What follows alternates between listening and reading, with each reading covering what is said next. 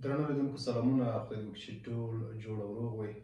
په دې وروستیو کې د افغانستان په پوهنتونونو کې نوی سیمسټر پیل شوی دی او زرګونه محصلین پوهنتونونو ته راغلي دي، خو موږ تاسو ته معلومه ده چې ډېر وخت زموږ او تاسو ځوانان او محصلین له ستونزو سره مخ وي او دوی دغه خپله 4 کلنه دوره چې زما په نظر په ژوند کې تر ټولو مهمه تحصیلي دوره ده نشي مدیریت کولی، او نه هم په پوهنتونونو کې د دې امکانات شته وي چې دوی ځینو مهمو مسایلو ته پام وکړي. نن پر همدې در سره غږېږم چې څنګه کولی شئ خپله 4 کلنه دوره مدیریت کړئ او په پای کې لاسته راوړنه ولرئ او په ډک لاس خپلو کورونو ته ور وګرځئ. درنو اورېدونکو، په لومړي سر کې خو ټولو هغو کسانو ته چې پوهنتونونو ته لار پیدا کړې ده مبارکي وایم د دوی کورنیو ته او د یو باثباته افغانستان هیله ترې لرم، او په حقیقت کې ټولو افغانانو ته مبارکي وایم دا چې څومره زموږ عصري علوم او زموږ تخنیکي علوم پرمختللي د هېواد د آبادۍ زیرې ډېرېږي. دا یو ښه خبر دی. لومړنی څه چې زموږ محصلین سره مخ وي هغه د ښوونځي د دورې ستونزه وي. دوی د خپلو مهارتونو په اړه او همدارنګه په ژوند کې د ځینو مهمو مسایلو په اړه چې د دوی په وړتیاو پورې اړوند دي دوی معلومات نه لري. د بېلګې په توګه دوی نه پوهېږي چې دوی د ژوند په کومه برخه کې ډېر مهارت لري، کوم څه کولی شي دوی ته ډېره لاسته راوړنه وي.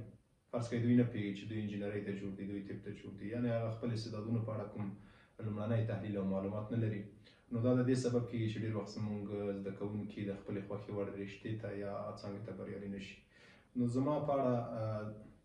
زما په نظر لومړنۍ خبره دا ده چې ځوانان باید خپل استعداد وپېژني، خپل ځان وپېژني. خپل ځان پېژندل په دې معنا نه چې زه پلانی یم، د پلاني زوی یم او پلاني قوم یم، پلاني هېواد نه راغلی یم او پلاني ځای کې زده کړې کوم، بلکې خپلې وړتیاوې او خپلې نیمګړتیاوې چې محصل وپېژني دا د لپاره ډېره مهمه ده. دی باید په دې پوه شي چې څه لپاره جوړ شوی دی. مدیریت ته جوړ شوی دی، استادۍ ته جوړ شوی دی، څېړنې ته جوړ شوی دی، تحقیق ته جوړ شوی دی. دا په یوه څانګه کې نه، په هره څانګه کې باید دی خپله وړتیا وپېژني. دی که انجینر دی هم په دې باندې باید پوه شي چې دی د یوه ټیم رهبري کولی شي که نشي کولی، د یوه ګروپ رهبري کولی شي که نشي کولی، دی یو ښه کارمند دی، دی یو ښه عملیاتي کس دی که یو ښه پلانګزاره سړی دی، یعنې ښه پلانونه جوړولی شي که ښه عملیاتي کارونه کولی شي یا په ساحه کې ښه کارونه کولی شي، یا که په اقتصاد کې دی باید په دې پوه وي چې دی ښه محاسبې ته جوړ دی که ښه مدیریت ته جوړ دی. نو په دې اساس که دی خپل ځان وپېژني د همغې وړتیا ته باید دی څه وکړي، ډېره هڅه وکړي او پر هغې باندې تمرکز ډېر کړي. علوم ډېر پراخ دي، مهارتونه ډېر پراخ دي او دا واضح خبره ده چې ځوانان نشي کولی شي ټول مهارتونه هممهاله زده کړي، بلکې دا د تشخیص کړي چې د ده وړتیا په کومه برخه کې ده. ځکه هر انسان خپله ځانګړې او هغه د په دري ژبه چې ورته وایي منحصر به فرد یا ده ته ځانګړې شوې وړتیا لري، کوشش دې وکړي چې هغه کشف کړي او دا د ده د ژوند لپاره ډېره مهمه ده. بل دا چې هیڅ انسان مکمل نه دی او هر انسان نیمګړی دی، نیمګړتیاوې لري. نو محصلینو ته پکار ده چې خپلې نیمګړتیاوې وپېژني او د هغې د حل لپاره کوشش وکړي. دوی په څه کې نیمګړتیا لري، دوی غږېدلی شي، دوی وینا کولی شي که نشي کولی، دوی پر خپله خبرو باندې برلاسي دي که نه دي، دوی ښه لیکل کولی شي که نشي کولی، دوی مثلا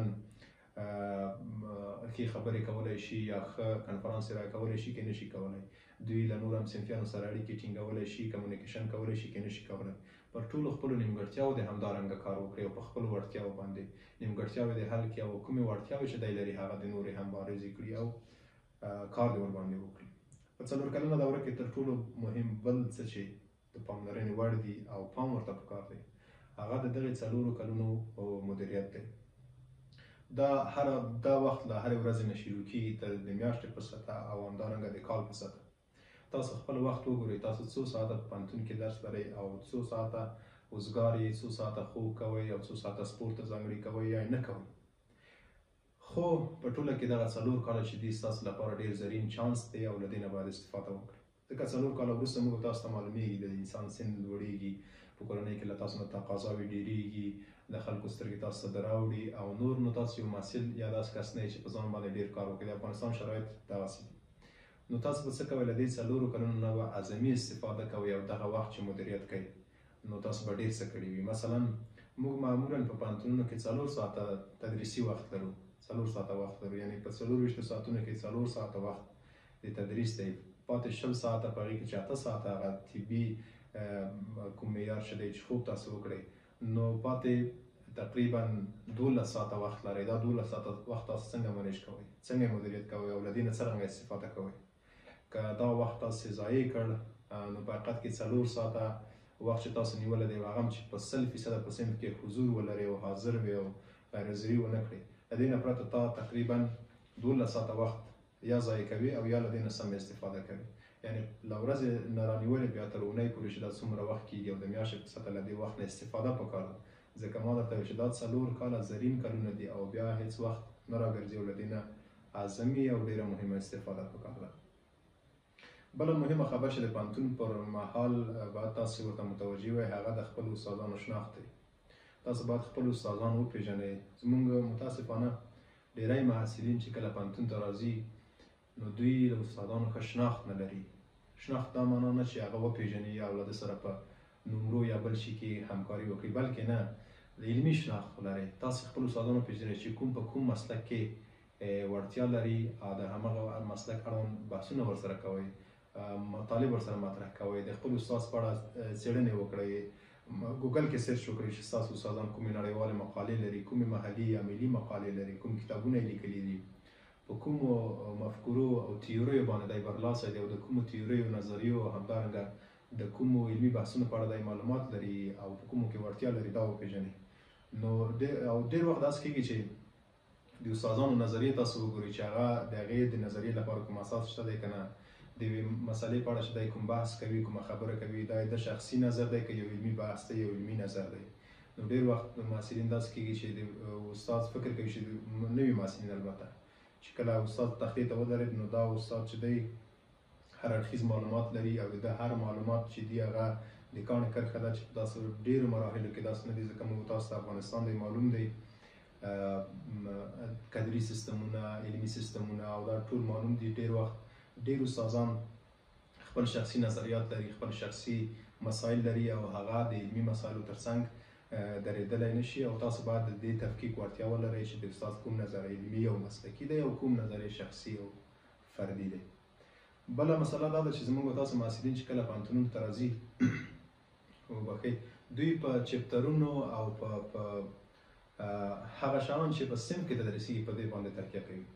فرض کړئ موږ او تاسو په ادبیاتو کې که یوه نظریه لرو د هغې نظریې په اړه په لسګونه مقالې او کتابونه لیکل شوي دي، خو که تاسو په یوه لیکچر باندې اکتفا کوئ په حقیقت کې تاسو څه کوئ؟ د خپل ځان سره ظلم کوئ او د هغې په اړه چې نورې پلټنې نه کوئ. تاسو که په اقتصاد کې همداسې د یوې نظریې په اړه یوازې د استاد په لیکچر اکتفا کوئ، دا په اصل کې تاسو ته هغه کلي مفهوم چې د یوې نظریې په اړه دی مخالف او موافق دا نشي رسولی. نو په دې خاطر باندې د پوهنتون نه بهر مطالعه ستاسو لپاره ډېره ضرور ده او د اړوندې موضوع چې نن یې کوم وایي په صنف کې د هغې په اړه په انټرنیټي سایټونو کې څېړنې کولی شئ، ریسرچونه کولی شئ او همدارنګه د استادانو سره په دې اړه بحثونه کولی شئ، د مطالعې ګروپونه جوړولی شئ، په هغې کې بحثونه کولی شئ او خپلې ستونزې حل کولی شئ او د موضوعاتو په اړه خپل معلومات هر اړخیز او پراخ کولی شئ. نو دا به د دې سبب شي چې ډېر وخت د دې امکان شته چې تاسو تر استادانو د ځینو مسایلو په اړه ډېر معلومات ولرئ. بله مهمه مسله دا ده چې د پوهنتون په 4 کلنه دوره کې تاسې کوشش وکړئ چې بهرنۍ ژبې زده کړئ، نړیوالې ژبې زده کړئ. دا د یو محصل لپاره ډېره مهمه ده چې د خپلې ژبې ترڅنګ یا د خپلو ملي ژبو ترڅنګ پر یوه بهرنۍ ژبه حاکم وي. ځکه زموږ او تاسو بدمرغي دا ده چې د ډېرو سترو علومو په اړه، د ډېرو ابتدایي علومو په اړه حتی زموږ او تاسې د سیمې په ژبو کې لومړني لاس معلومات نشته وي او دا معلومات کوي هم نیمګړي وي او کوي هم لاسوهنې پکې شوي وي. نو د دې لپاره چې د موضوعاتو په اړه د علمي مسایلو په اړه اپډیټ یا نوي تازه او وروستي معلومات ولرئ، دا ډېره مهمه ده چې تاسو په یوه نړیواله ژبه واکمن وئ او یا په یوه نړیواله ژبه یا بهرنۍ ژبه خبرې وکولی شئ. دا ستاسو ډېر کارونه اسانه کولی شي او دا ستاسو لپاره ډېره مهمه ده. یو کار دا دی چې تاسو به د علمي بحثونو په اړه یا د علمي مسایلو په اړه تازه او وروستي معلومات لرئ، دا به یوه ګټه وي. بله ګټه پیدا وي چې تاسو به خپلې تحقیقي پروژې په ډېره ښه توګه ترسره کولی شئ، په ډېره اسانه توګه، ځکه په انټرنیټي نړۍ کې په انګلیسي ژبه یا په نورو نړیوالو ژبو مواد ډېر دي، علمي مواد ډېر دي، منابع ډېرې دي، سرچینې ډېرې دي، تاسو له هغې نه استفاده کولی شئ. بله خبره دا ده چې تاسو چېرته په وروستي مرحله کې فارغېږئ یا مثلا کله د مونوګراف د دفاع وخت راځي، تاسو په مونوګراف ډېر ښه توګه بشپړولی شئ، ډېر په وخت کې بشپړوئ. دا چې په هره رشته کې وایي، که په طب کې وایي، انجینرۍ کې وایي، اقتصاد کې وایي، ژورنالیزم کې وایي، هغه مواد چې اوس په زموږ او تاسو په ژبه باندې پیدا کېږي، هغه په نوره دنیا کې ډېر بدل شوي دي، ډېر نوي شوي دي او ډېر نوښت پکې راغلی دی. نو له دې نوښتونو د استفادې یوازینۍ لار دا ده چې تاسو به د نورو په ژبه خبرې وکولی شئ او د هغه ژبه زده کړئ. نو تاسو که 4 کاله مدیریت کړلی شئ، د عادي خبره ده چې لږ تر لږه یوه ژبه په 1 کال کې زده کېدلی شي، یعنې هغه څومره چې تاسو خپل مشکل پرې حل کړلی شئ. نو په 4 کلونو کې که تاسو هڅه وکړئ او خپل وخت ضایع نه کړئ، په دې باور ولرئ چې لږ تر لږه 2 بهرنۍ ژبې به تاسو هرومرو زده کړلی شئ، چې په دې سره به هم په وخت کار پیدا کړلی شئ، هم به مادي ګټې ولرئ، هم به معنوي ګټې ولرئ، او هم به مو په خپل مسلک کې تر ډېرو کسانو چې شاوخوا مو دي ځان رسولی وي او پیاوړي به وي. بله دا چې مهارتونه زده کړئ. تاسې په هره څانګه کې چې هغه څانګه خپل اړوند ځینې مهارتونه لري. مثلا که تاسو په اقتصاد کې مدیریتي مهارتونه زده کړئ، د محاسبې مهارتونه زده کړئ، یا تاسو که په انجینرۍ کې نو د ډیزاینینګ یا د اوټوکاډ او دا پروګرامونه به مجبور دا مهارتونه زده کړئ. تاسو وکولی شئ نقشې جوړې کړئ، تاسو وکولی شئ 3D نقشې د ساختمانونو د ودانیو جوړې کړئ شئ، تاسو ځان ته بازار پیدا کړلی شئ. که په ادبیاتو کې تاسو باید د ادبیاتو اړوند مهارتونه زده وي، مثلا ښه لیکل وکړلی شئ، ښه ژباړه وکړلی شئ، ښه مثلا خبرې وکړلی شئ، ترڅنګ یې مثلا ښه کتاب ډیزاین کړلی شئ، ښه کمپوز وکړلی شئ، یو ښه ویب سایټ ډیولپ کړلی شئ. همدارنګه که تاسو په نورو مسلکونو کې وئ، نو دا اړینه ده چې مهارتونه زده کړئ او له نړیوالو معاصرو او تازه مهارتونو سره ځان بلد کړئ، ځکه کمپیوټري نړۍ ده او که ستاسو مهارتونه نوي زده او خدای مکړه څومره هم تحصیلي سویه مو لوړه وي، نو د دې امکان شته چې په کاري بازار کې ډېر مطرح نه شئ. بل 4 کلنه دوره تر ټولو مهمه ځانګړنه دا ده چې تاسې له ډېرو نویو کسانو سره معرفي کېږئ او له ډېرو نویو کسانو سره پېژنئ او نوي کسان ستاسې ژوند ته راځي. نو ښه فرصت دی او ښه وخت دی چې ښه ملګري پیدا کړئ او له ښو خلکو سره په ارتباط کې شئ، ځکه په دې دوره کې ستاسې کوم ملګري چې دي دا د عمر تر پایه په درد درته خوري. او خدای مکړه که داسې مهارتونه نه لرئ چې ملګري پیدا کړئ، یا مثلا د ارتباطاتو په برخه کې ستونزې لرئ، یا د بحث په برخه کې ستونزې لرئ، یا د کمیونیکیشن یا د چا خبره په علمي مواردو د بحث په برخه کې ستونزې لرئ، نو کوشش وکړئ دا ستونزې حل کړئ، ځکه دا ملګري د یو د بل تکمیلونکي دي. ښه ملګري او ښه شاوخوا کسان د دې سبب ګرځي چې نه یوازې په راتلونکي کې تاسو په کاري چاپېریال کې، بلکې په علمي او اکاډمیک چاپېریال کې هم ښې تکیهګاوې ولرئ یا له ښو کسانو سره مو ارتباط وي او د خپل فکر او خپل نظر لپاره د مطرح کولو ځای ولرئ.